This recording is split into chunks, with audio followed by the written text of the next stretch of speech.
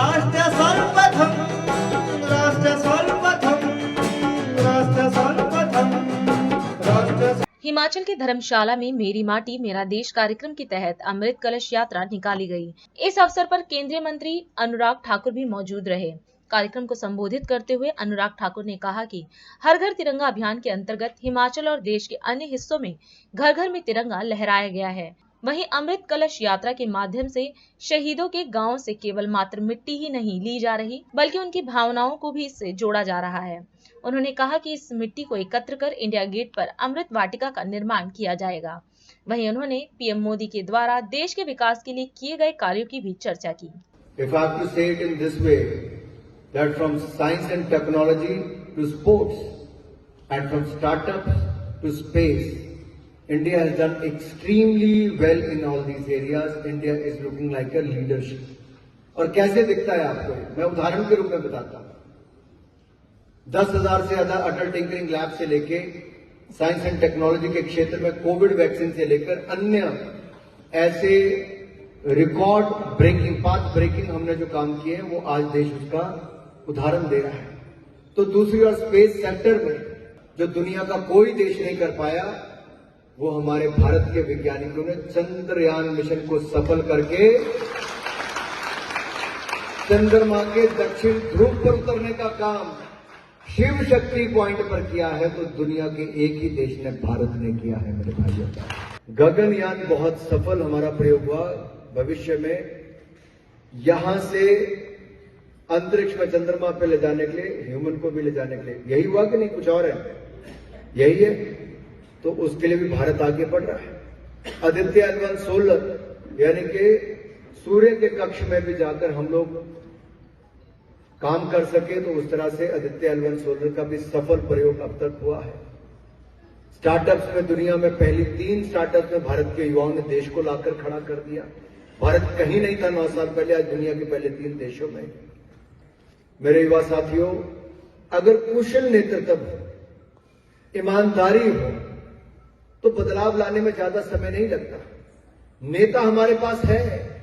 आप जैसे युवा अगर ताकत के साथ साथ में जुड़ जाएंगे तो हमारा देश, जो आज से 9 साल पहले दुनिया की 10वें नंबर की अर्थव्यवस्था था, आज दुनिया की 5वीं सबसे बड़ी अर्थव्यवस्था बन गया है। हम 5वें पे रुकने वाले नहीं हैं। अगले 3 सालों में सूद साहब, हम दुनिया की 3री सबसे बड़ी अर्थव्यवस्था बन जाएंगे। 3री सबसे बड़ी अर्थव्यवस्था। उदाहरण देके कहना चाहता हूं मेरे भाइयों, आपने कभी इंसास राइफल पकड़ी होगी, कभी कुछ और टैंक चलाया होगा। आज ये हिंदुस्तान के अंदर ही बुलेट प्रूफ जैकेट हो, इंसास राइफल हो, AK-47, AK-56 हो, तेजस एयरक्राफ्ट फाइटर जेट हम अपने बना रहे हैं, हेलीकॉप्टर अपने बना रहे हैं, और राफेल जैसे विमान हम विदेश से लाए, अब अपने भी बनाने शुरू करने वाले हैं। एयरबस से बोइंग जैसे बड़े बड़े दुनिया के एयरक्राफ्ट आज हिंदुस्तान में बनने जा रहे हैं। ये भारत की बढ़ती ताकत है। आत्मनिर्भर भारत का संकल्प पूरा करके नजर आ रहा है। 1 लाख करोड़ का हमने मैन्युफैक्चरिंग इस साल हिंदुस्तान के अंदर कर ली। हम दुनिया का सबसे बड़े आयात करने वाले थे रक्षा उत्पादकों को, आज दुनिया में सबसे बड़े निर्माता के रूप में आगे बढ़ रहे हैं। ये बढ़ते भारत के कदम है मेरे भाइयों बहनों। है भारतीय जनता पार्टी जिसके दिलो दिमाग पर सेना के जवानों के बारे में कितना सम्मान है। और मैं यही आपसे कहना चाहता हूं कि भाई और बहनों, अगर हम अपने आसपास, अगर हम अमृत कलश यात्राएं लेकर चले होंगे, तो आपने गांव में एक वातावरण देखा होगा कि ये केवल थोड़ी सी मिट्टी डालने वाला कार्यक्रम नहीं था। लोगों की भावनाएं इससे कैसे जुड़ी थी। शायद आप में से न जाने कितने लोग समझा पाए ना समझा पाए, लेकिन इस मन से मैं समझाना चाहता हूं, ये मिट्टी क्यों इकट्ठी की जा रही है, ये अमृत कलश यात्राएं क्यों निकाली जा रही हैं, ताकि देश के 6 लाख से ज्यादा गांव से ये ब्लॉक स्तर पे जैसा एक कार्यक्रम हुआ, यहां सबकी मिट्टी इकट्ठी की जाएगी। फिर एक ब्लॉक लेवल का कलश बनेगा जिसमें मिट्टी को इकट्ठी करके लेकर जाएंगे।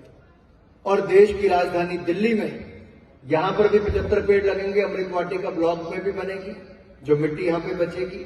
और जो दिल्ली जाएगी वो इंडिया गेट पे, जहां पर आज तक कुछ और नहीं बना, वहां पर आजादी का अमृत महोत्सव मनाते हुए अमृत वाटिका भी बनेगी और अमृत काल का ये स्मारक भी वहां पर बनेगा, ये ताकि आने वाली पीढ़ियों को प्रेरणा देता रहे और आप सबके घरों से गई हुई मिट्टी को वहां पर अमृत उद्यान लगाने के लिए वहां पर काम किया जाएगा।